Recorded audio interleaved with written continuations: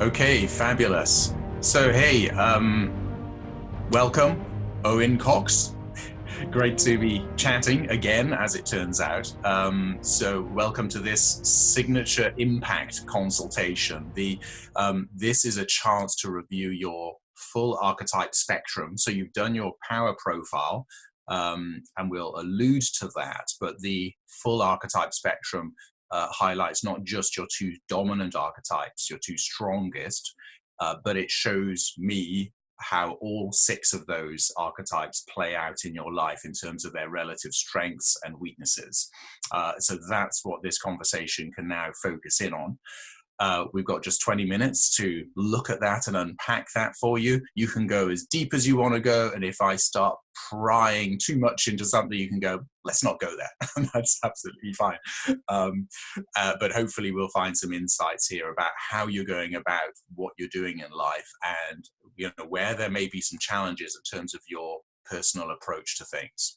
So this is where we're looking at all six archetypes. It should give you an indication of where you're strong and where you're stuck, or as I like to say, sometimes where you suck, which is how I find there are challenges in my life. Some things I don't naturally go there in the right way to get a certain result, and that's where I have to look at the archetype approach.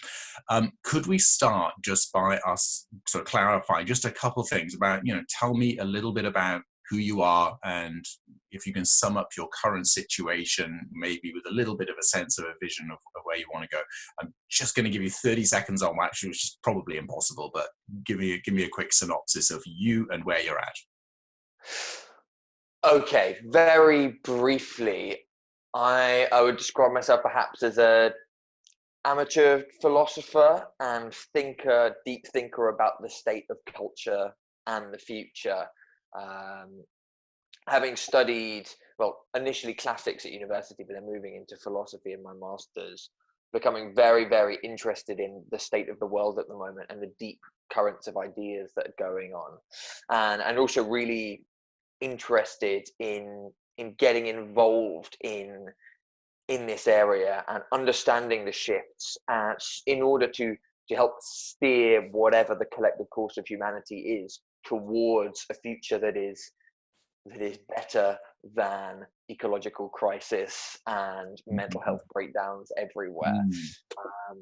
Okay. So I would say I'm a big ideas person, big dreamer person. Get a bit, there's a Lady Gaga quote about reality, and she says, "Reality, I hate reality." And I kind of resonate with it a bit. It's like there's so much more interesting stuff than just the mundane everyday life. Mm-hmm. And that's where I feel like I live a lot of the time. Yeah. Interesting stuff. Now, some of that outlook is very evident within the full archetype profile. So you came through, what was you remember your power profile? How did that look? How did that come over? So lover was top and mystic below it, just. Okay. So sum that up in your own language. What does that mean? It means I'm a person who cares deeply about people and about being with people, and who also is a dreamer, has a strong sense of intuition and a connection with ideas that might be considered spiritual or philosophical. Mm-hmm. Yeah. And excellent. That sums it up. So yeah, the connection is the most important. So the lover archetypes, not just the Romeos and Juliets of the world, the romantic types, although there is often a sense of the romance in there. But then there's really just a care for people. And what you had summarized in terms of where you're at and what's important to you, it's very clear that that's driven by that care for people. You don't want the planet to fall apart, and there's a genuine concern for individuals who are being affected by some of the things that are going on the planet at the moment, not just as a general sort of idea for helping civilization, although that's a net result, but individuals will be helped if we do something about it. But with that, there's also that the mystic has the ability to transcend and to transform. And so people who are pushing the boundaries, going above and beyond what is accepted at the moment, or our limited understanding at the moment, is really the territory of the mystic.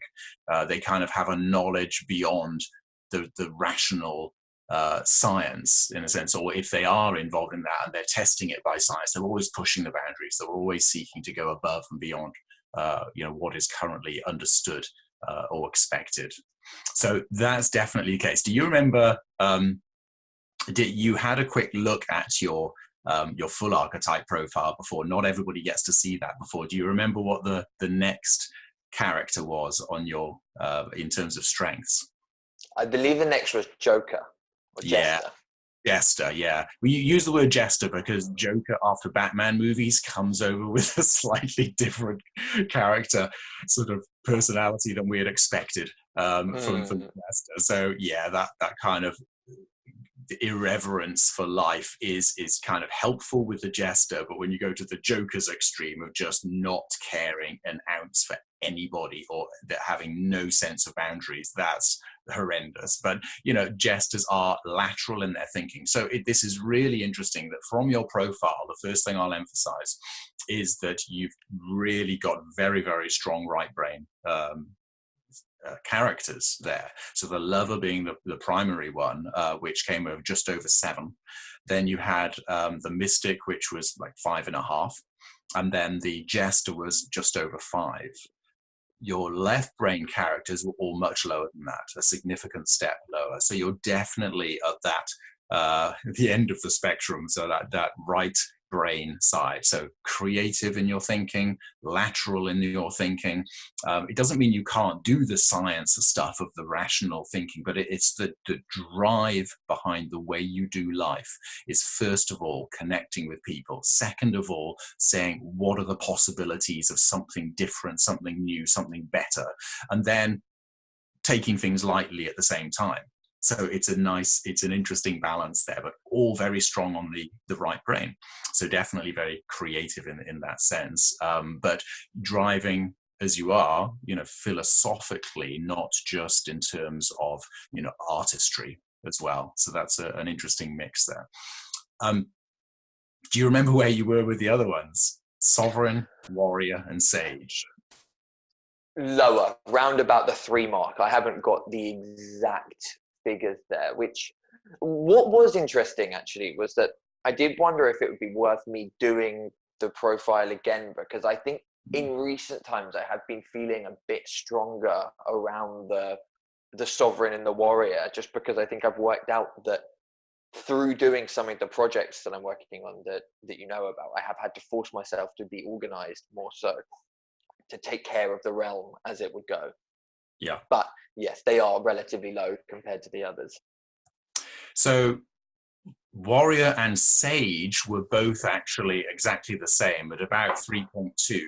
Yeah, I tend to round these to full numbers, but actually the profile will give you, a numeric and a single decimal place. So the warrior and sage were both around 3.2, which was interesting. So the warrior means, driving stuff through, getting stuff done, forcing it through where necessary, establishing or enforcing boundaries.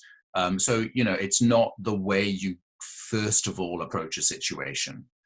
Because your lover is first, your priority is to connect with people, then to see what else you can do to transform and transcend the situation, then to take things lightly, and only then does the warrior and the sage sort of kick in. Now, this is your general way of doing life. When you are approaching a certain, like a research project, of course, you're going to be swinging more towards the sage. It's going to make that demand of you, so you can go there. If the sage was 2 or less, I would question whether you would have the ability to focus on that sort of thing. But it's there, and again, this was done in a state where you're just looking at you being free to be yourself. But when the demand of the project is there, you can step up. You've got enough of that energy in there. You're over 3 with those, and it's definitely there. And as you say, at the time, we did put the sovereign a little bit less. So that's about 2.8 at the moment. So it's all hovering around 3. These things do flux a little bit. They do vary a little bit over time. So it does depend a little bit on your mental state, but what we're interested in is general patterns. What this has revealed, though, is clearly your drivers you fully agreed with, and in just hearing your statement about what you're involved in and how you're going about life does reflect very strongly in the profile. However, I would recommend, just as you're saying, take a moment to go back, just sign in with the same details and bang it in again, and you'll get an update. You may not see a shift in the lover and the mystics. Your power profile may still look exactly the same, because those are still your drivers. But I can then come back to you and tell you where you're at with the other, because I just get that extra layer of information as we're discussing here with the full profile as well. So I can say, yep, definitely, you have, it's interesting, you use the word realm, and that is a perfect term for that area of responsibility that you hold inside, first of all, and then you action on the outside. So the bigger that realm is, the more of a sovereign you need to be, because you have a greater sense of responsibility for a domain, a kingdom almost. And for some people, it's just their bedroom. As a teenager, they feel like, this is my space, this is what I rule, and my parents can't tell me what I can do here, this is mine, But then they have responsibilities in relationships as well. How they turn up, how they show up is part of that, the edges and boundaries of their kingdom, so to speak. And as you go on through life and you get your own car, or you get your own house, or whatever, your kingdom is growing. So it's interesting that you've just sort of indicated that there are certain projects you're involved in now that have that, you have a sense of responsibility, that this is something you own, this is something you need to see through. So first of all, the sovereign establishes the boundaries, and they set the vision and they establish boundaries. So like, what is it we're seeking to do here? And then how do I define that space? The warrior is actually the one who enforces those boundaries. So if they get threatened, whether by other events, whether it's by other people, whatever it might be, the warrior is the one that brings that force to say, no, this is it, guys. No messing with my boundaries, okay? So that's an interesting one as well. And you've got some of that warrior, but it may be, and this is where I could say, okay, if you were to take all of that sort of discussion that we're mixed together here, which, in order to drive through the projects that you have on your heart at the moment, which archetypes do you think are going to be the most helpful to making that happen? It will be, is that in addition to the ones I'm strong on? So for example, like what I'm thinking is sovereign and warrior, because the ability to map the territory and really understand it and to drive through with it. But then I'm thinking I also don't want to lose that sense of mystic and lover, which are really, if you will, the driving energy from where it's all coming from anyway. Good point. Since you're so strong with those characters and they are your default way of doing life, I don't see that there's any danger of you trampling on them or diminishing their power. However, of course, in any situation, as you approach a situation, one of these archetypes is driving. And so what I think you'll find then is, okay, so what is the benefit of the sovereign being stronger in your current situation right now is a great question. Could you answer that? Sovereign stronger, I imagine, would give me a bit more organization with putting things together. I think I still feel a bit like I need to go and do a schedule for the week now, because there's a lot of things and they're not really so clear where they are, and so I can't be entirely sure how I'm going to plan my time yet. And so having more of a sense where everything lies, and I think also perhaps a bit more of a it's like I've got the vision as it is up here, but not necessarily like the smaller steps along the way, if you will. Yeah. So not like a month goal and a 3-month goal and a 6-month goal. Yeah. And this is where the left brain, the rational side of things, is necessary to turn a vision into a strategy. Yeah. So the vision could be coming from the mystic, or it could be coming from the sovereign. Both of them are good with a future view. They're always looking ahead to what next, what are we aiming for, what are we seeking to do as a people, as a company, even as an individual. But particularly the sovereign has a, a sense of the team. They are always looking to who can make this vision happen, and how can I delegate that? How can I persuade people to get on board? How can I influence people in that way? The mystic doesn't always think about the people side of things. They tend to think a little bit more about me and my imagination, and how can I make this happen myself. So it could be that your vision initially started with the mystic, but it kind of needs to be handed to the sovereign to turn it into reality. So the sovereign can then look at that and say, how do I build a strategy which delivers this vision? Yeah. Does that make sense? Totally. And then it's the warrior's job to take the action. But the sovereign will set the scene and say, guys, this is how it's going to be done. That's the policy, the strategy to deliver on that vision. Yeah. So give yourself some sovereign moments. This is where from doing this consultation session, I deliver to you the one archetype that during conversation that we've highlighted. What I'll do is I'll send you a copy of the sovereign archetype activation audio, which I suggest you literally listen to on a daily basis, because it will steer your thinking towards the way the sovereign thinks about life generally, about themselves, about the people around them, and it will highlight all these needs for turning that vision into reality. If there's team involved, how do you do that? If there's resources involved, how do you utilize those resources?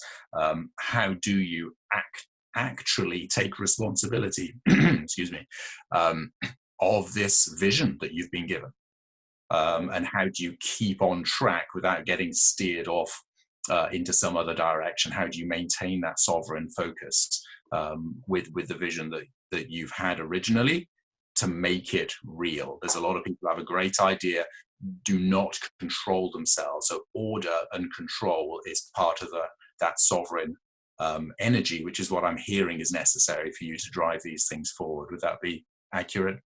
Yeah, that completely makes sense. Okay, so that's good. Is there anything else that's coming up for you about your kind of need in your approach? We've highlighted the sovereign. We've mentioned the warrior to see that through. I think you naturally bring enough of that sage there at the moment with what you've got on your plate. And if there was a PhD involved, you'd have to get deep into the details and the data, etc. But I think with what you're looking at, which is more of that sort of philosophical type of approach to stuff, and turning that into something which can be useful to people, I think that you're going at this in the right way. The sage will come in later and then just say, okay, but let's get specific about this. And I think there's enough of that sage in this mix, the way you're dealing with it at the moment. It needs to have some scientific rigor and testing, but it's not driven by science, it's driven by vision. But you need to control that enough to make it real, to make sure the rubber hits the road. And then the sage will kind of undergird that with good, common, cool sense. Yeah, enough calculation to make this thing a reality, and that it's kind of tested in that way.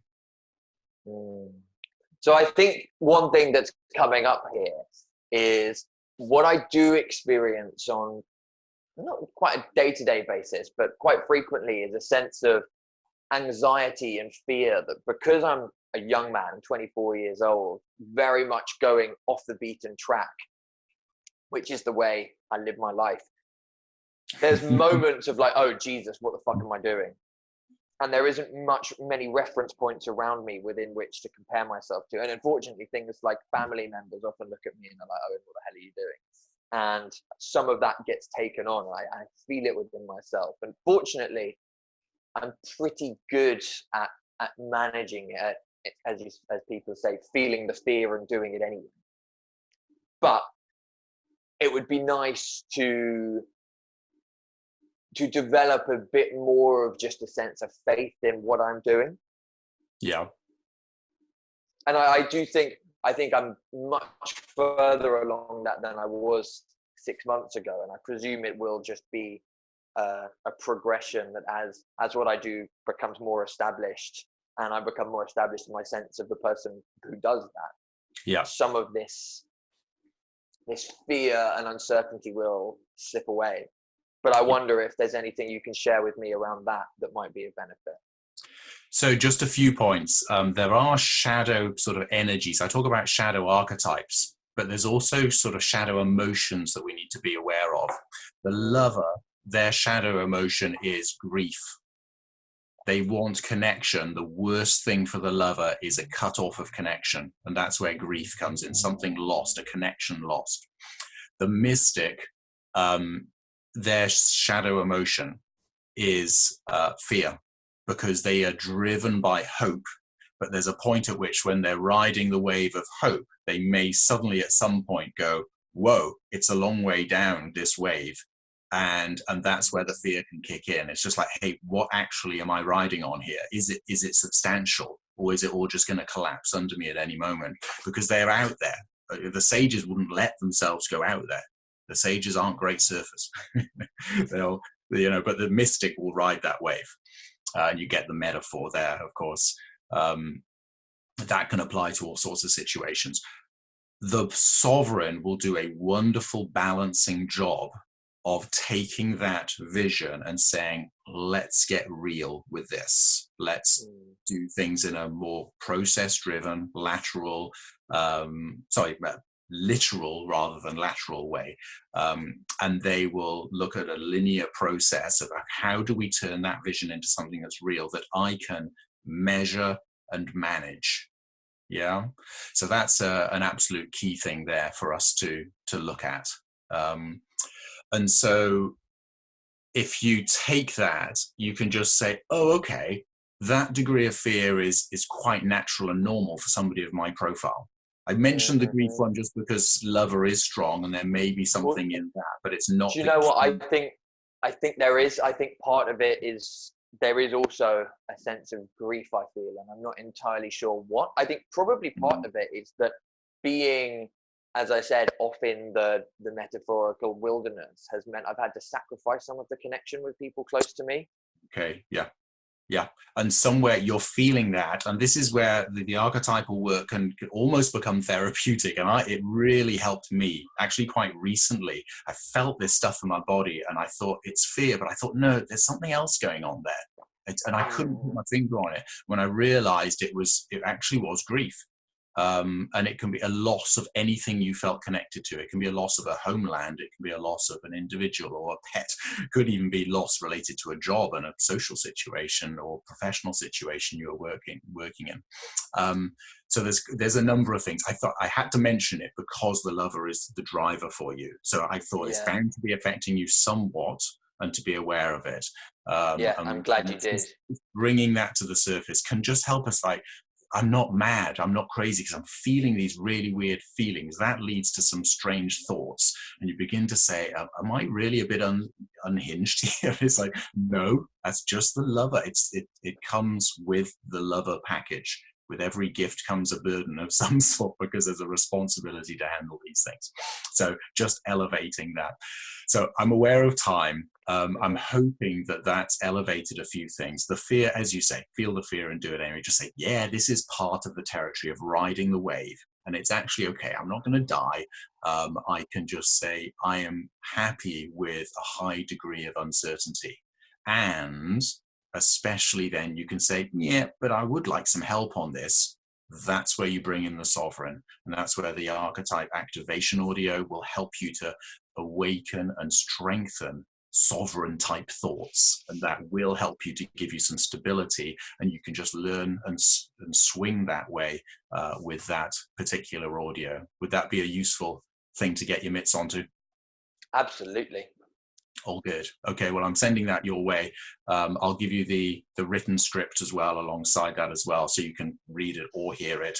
And literally, some people, they prefer reading it, some people prefer listening to it, but the job is to absorb it and to take on that language in your own life. Literally say these phrases to yourself, and it will strengthen that approach. And I believe it will bring some of that stability and that order that you need mentally. And of course, once you've got it in there, it will play out to a higher degree.